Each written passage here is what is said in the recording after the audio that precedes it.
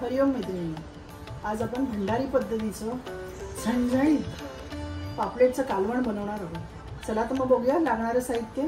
मी इथे एक छोटा कांदा घेतलाय, अर्धा घेतलाय फोडणीसाठी आणि अर्धा घेतलाय वाटण्यासाठी।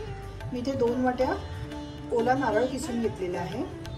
मी बेडगी मिरच्या 7 ते 8 घेतल्यात आणि 2 चमचे धणे अर्धा तास आधी मी गरम पाण्यात भिजवून घेतले।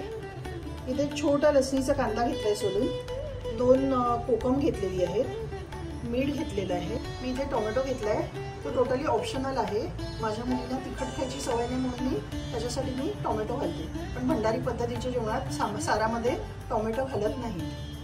मी इथे 2 पापलेट स्वच्छ धुवून कापून घेतलेली आहेत।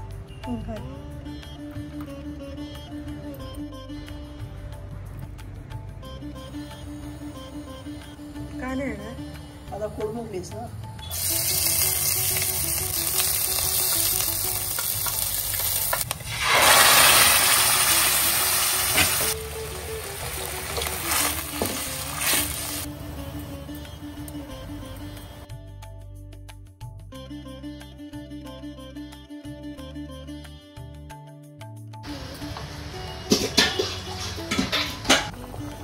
एक चमचा हळद घालते मी।